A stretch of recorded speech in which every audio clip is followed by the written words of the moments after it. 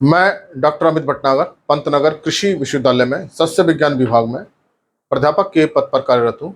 इस चैनल के माध्यम से मेरा प्रयास है किसानों तक सही जानकारी पहुंचे, जो नए अनुसंधान कार्य हैं वो उन तक पहुंचे ताकि उसका लाभ वो खेती में ले सकें।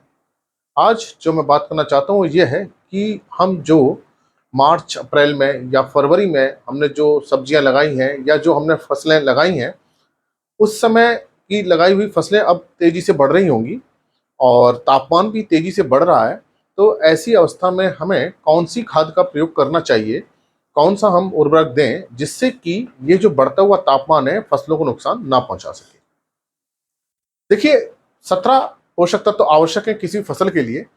इसमें जो तत्व पानी को मेंटेन रखता है, मतलब पौधे के अंदर पानी को बना के रखता है, उसके अंदर अच्छी नमी रखता है पौधे के अंदर, वो है पोटेशियम। तो पोटेशियम अगर तत्व फसल को सही ढंग से प्राप्त है तो उसके अंदर जो तापमान को सहने की क्षमता आती है और उसके अंदर पानी बहुत अच्छा बना रहता है। जड़ से लेकर तने पत्तियों तक पानी का एक बैलेंस बना रहता है। तो पोटेशियम वाली खाद गर्मी वाली जो फसलें हैं उसमें जरूर देनी चाहिए। तो अगर जो किसान भाई अभी फसल बोने जा रहे हैं गर्मियों में, वो पोटेशियम की खाद बुआई के समय दें, और जिनकी फसल बड़ी हो गई है और उन्होंने शुरू में पोटेशियम नहीं दिया था, वह पोटेशियम का स्प्रे कर सकते हैं। कितनी खाद देनी है, कितना स्प्रे करना है, इस पे मैं भी डिस्कस करूंगा। पहले मैं आपको ये बताऊं कि पोटेशियम कैसे पौधे को लाभ पहुंचाता है। देखिए, जब गर्मी तेज होती है, तापमान बढ़ता है, तो निश्चित रूप से पौधे से नमी उड़ने लगती है। पौधा जो जड़ों से पानी लेता है, वो जो पत्तियों में आता है, वो भाप बन के उड़ने लगता है, जिसको हम बाष्पोत्सर्जन कहते हैं, ट्रांसपिरेशन कहते हैं। तो जैसे जैसे गर्मी बढ़ती जाती है, ट्रांसपिरेशन बहुत तेजी से होता है और पौधे बहुत जल्दी सूखने लगते हैं, मुरझाने लगते हैं, क्योंकि उनके अंदर पानी की कमी होने लगती है। आप सिंचाई करते हैं, दूसरे तीसरे दिन ही वो पौधे मुरझाने लगते हैं, क्योंकि पौधा जो भी पानी लेता है जड़ से, वो पत्तियों में आकर के सारा उड़ करके वायुमंडल में चला जाता है। अब ये जो वायुमंडल में जो पानी जाता है पत्तियों के माध्यम से, पत्ती में छोटे छोटे छेद होते हैं, रंध्र होते हैं, जिसको हम स्टोमेटा कहते हैं। तो ये जो पानी उड़ता है, ये इन स्टोमेटा के माध्यम से उड़ता है। पानी आएगा, पत्ती के अंदर आएगा और यहाँ इस स्टोमेटा से उड़ेगा। और पत्ती के अंदर बहुत स्टोमेटा होते हैं, पत्ती की ऊपरी सतह पे भी होते हैं, पत्ती की निचली सतह पे भी होते हैं। तो अब अगर ये स्टोमेटा खुला हुआ है, ये रंध्र खुला हुआ है, तो पानी तेजी से उड़ेगा। अगर ये बंद है तो ये फिर पानी नहीं उड़ पाएगा, क्योंकि उसका रास्ता बंद हो गया, क्योंकि छेद बंद हो जाएंगे। ये खुलते बंद रहते हैं, ये स्टोमेटा खुलते हैं बंद होते हैं, ये एक फिजियोलॉजिकल प्रोसेस होता है। तो जब अगर ये ज्यादा खुले हुए हैं तो पानी बहुत तेजी से उड़ेगा, अगर ये बंद हो गए हैं तो पानी नहीं उड़ेगा। अब इसमें क्या करता है, पोटेशियम इसको खोलने और बंद करने का काम करता है। पौधे के अंदर पोटेशियम अगर पर्याप्त मात्रा में है, तो अगर गर्मी बहुत तेजी से बढ़ रही है तो ये स्टोमेटा को क्या करेगा, बंद कर देगा। जब ये बंद हो जाएंगे तो नमी नहीं उड़ेगी, पत्ती के अंदर नमी की मात्रा बनी रहेगी, पौधे के अंदर नमी की मात्रा बनी रहेगी। तो ये बड़ा इंपॉर्टेंट काम है पोटेशियम का, कि पौधे के अंदर ये नमी को बना के रखता है। ये इसके अंदर बड़ा विशेष गुण है पोटेशियम का। क्यों करता है, क्योंकि ये स्टोमेटा को खोलने और बंद करने में सहायता करता है। तो ये बड़ा इंपॉर्टेंट है। दूसरा, जितने भी तरह की हीट रेसिस्टेंस है, मतलब तापमान को सहने की क्षमता जो होती है, वो एंजाइम से आती है। पौधे के अंदर बहुत तरह के एंजाइम्स होते हैं जो ठंड को, गर्मी को, बहुत चीजों को सहन करते हैं। तो जो पोटेशियम होता है, इन एंजाइम्स की सक्रियता को बढ़ाता है, इन एंजाइम्स को एक्टिवेट करता है। तो जब एंजाइम, गर्मी के सहन करने वाले एंजाइम बढ़ने लगते हैं, तो पौधा उस गर्मी को भी सहन करता है, तो उसकी वृद्धि बनी रहती है। तो यहाँ पोटेशियम का जो इंपॉर्टेंट रोल यह है कि एंजाइम की एक्टिविटी को बढ़ाना, ताकि पौधे गर्मी को सहन कर सकें। तो यहाँ एंजाइम की एक्टिविटी को बढ़ाता है ये पोटेशियम। पोटेशियम की अगर कमी होगी तो पौधे के अंदर जो एंजाइम्स हैं अच्छी तरह से अपना काम नहीं कर पाएंगे। जब एंजाइम्स काम अच्छी तरह से नहीं कर पाएंगे तो उस पर गर्मी का असर भी होगा, सूखे का असर भी होगा, बीमारी का असर भी होगा, कीटों का असर भी होगा।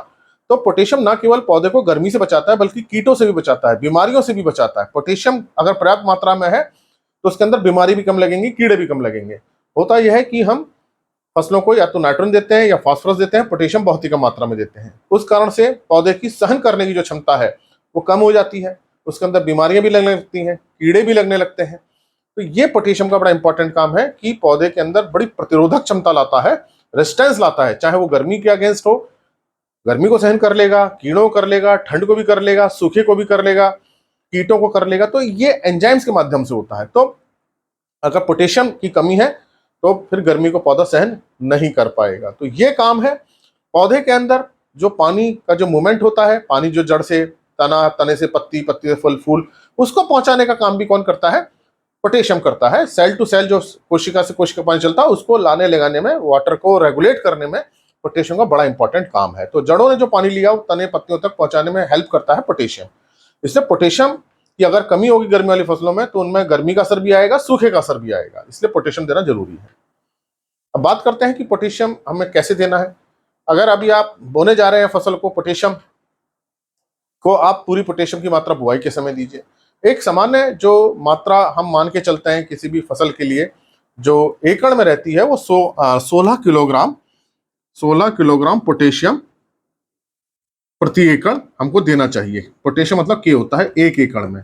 एक एकड़ में 16 किलोग्राम पोटेशियम हम दे रहे हैं तो हम म्यूरेट ऑफ पोटाश के माध्यम से भी दे सकते हैं और हम सल्फेट ऑफ पोटाश के माध्यम से भी दे सकते हैं। एनपीके 12-32-16 आता उसके माध्यम से भी हम दे सकते हैं। अगर सामान्यतः आप एमओपी के माध्यम से दे रहे हैं, जो म्यूरेट ऑफ पोटाश में 60% पोटेशियम होता है, तो हमें फिर इसकी मात्रा, चूंकि ये पोटेशियम है, एमओपी की मात्रा बढ़ जाएगी क्योंकि उसमें 60% पोटेशियम होता है। तो 16 को आप अगर 1.67 से गुणा कर लेंगे तो ये एमओपी की मात्रा, म्यूरेट ऑफ पोटाश की मात्रा बन जाती है। तो जितना हमें देना है उसको 1.67 से गुणा कर लीजिए, वो एमओपी की मात्रा आ जाएगी। तो आप इसको कैलकुलेट करके देख सकते हैं कि इसमें कितना एमओपी हमें डालना पड़ेगा। तो ये एक सामान्य मात्रा है। आप इसको 15 किलो एकड़ भी कर सकते हैं, इसको फसल के हिसाब से 17-18 किलोग्राम प्रति एकड़ भी कर सकते हैं।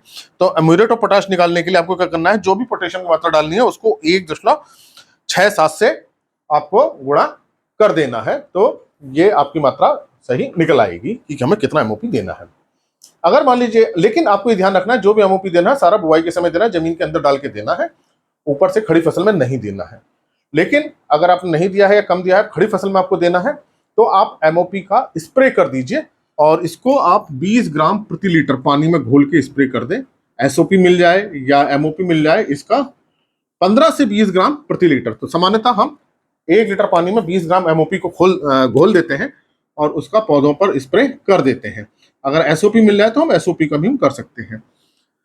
यहाँ पे अगर मान लीजिए आपको एसओपी देना है तो फिर आप 2 से गुणा कर दीजिए। तो ये मैं दोनों का फार्मूला लिख दिया, सल्फेट ऑफ पोटाशियम है ये, क्योंकि एसओपी में 50% पोटेशियम होता है, एमओपी में 60% पोटेशियम होता है, इस कारण से ये इसका कन्वर्जन फैक्टर 1.67 आया है। एसओपी में क्योंकि 50% पोटेशियम होता है इसलिए इसका कन्वर्जन फैक्टर 2 है। तो ध्यान रखिए कि जितना पोटेशियम है उसको एमओपी के माध्यम से देना है तो 1.67 से गुणा करके आप उसकी वैल्यू निकाल लीजिए, और अगर एसओपी के माध्यम से देना है तो ये 2 से निकाल लीजिए। इसका मतलब कि ये आपको 16 किलोग्राम पोटेशियम देने के लिए 32 kilogram sulphate of potassium SOP देना होगा। सामान्यतः एमओपी उपलब्ध रहता है, एसओपी महंगी खाद है तो आप एमओपी को प्रयोग कर लीजिए। और खड़ी फसल में आपको जो स्प्रे करना है वो 20 ग्राम आप एसओपी ले लीजिए या एमओपी ले लीजिए, उसको घोल लीजिए और उस हिसाब से फसल पे स्प्रे कर दीजिए। तो करीब 1 एकड़ के स्प्रे में करीब 200 लीटर पानी लग जाएगा। तो 200 लीटर पानी आप प्रयोग कर लें 1 एकड़ में, और स्प्रे सुबह के समय करें जब स्टोमेटा खुले रहते हैं ताकि ये पोटेशियम पत्तियों के अंदर चला जाए, लेकिन ओस ना हो। लेकिन आजकल गर्मी में ओस नहीं होती है तो सुबह के समय आप इसका स्प्रे कर सकते हैं। तेज धूप में आपको इसका स्प्रे नहीं करना है क्योंकि जब बहुत तेज धूप होती है तो स्टोमेटा बंद हो जाते हैं, जो इसके छिद्र होते हैं बंद हो जाते हैं। जब आप इसके ऊपर स्प्रे करेंगे तो ये जो पोटेशियम है इसके माध्यम से ही अंदर जाएगा। तो स्टोमेटा का जो उसके रंध्र है उसका खुला होना जरूरी है। और तेज धूप में दोपहर के समय ये बंद होते हैं, इसलिए उस समय उसका स्प्रे नहीं करना चाहिए। सुबह के समय खुले रहते हैं और शाम के समय खुले रहते हैं, तो सुबह के समय कर लीजिए तो पूरे दिन इसको मिल जाएगा आराम से अंदर जाने का। तो ये मैंने आपको तरीका बताया कि खड़ी फसल है तो हम स्प्रे कर दें, और अगर आप बुआई कर रहे हैं तो हम इस तरह से एसओपी को या एमओपी को हम दे सकते हैं, लेकिन बुआई के समय ही हमें सारी खाद देनी चाहिए। अगर आप 15 किलोग्राम एकड़ के हिसाब से देना चाहते हैं तो इसको 15 गुणा 1.67 कर लीजिए। तो ये मैंने आपको बताया कि किस तरह से हम पोटेशियम को देकर के पौधों के अंदर नमी की मात्रा को बना के रख सकते हैं। पौधे के अंदर पानी की मात्रा अच्छी बनी रहेगी, उसके अंदर से जो पानी कम उड़ेगा और वो हीट को, गर्मी को भी सहन करेगा, जिससे वृद्धि बहुत अच्छी होगी, बढ़वार अच्छी होगी और उसका असर फसल पे भी आता है। तो आप गर्मी से फसल को बचा सकते हैं इस तरह से पोटेशियम दे करके। इसी प्रकार के लेक्चर्स को देखने के लिए प्लेलिस्ट है कृषि किसान, उसको देखिए, और अगर चैनल सब्सक्राइब नहीं किया तो सब्सक्राइब कीजिए। धन्यवाद।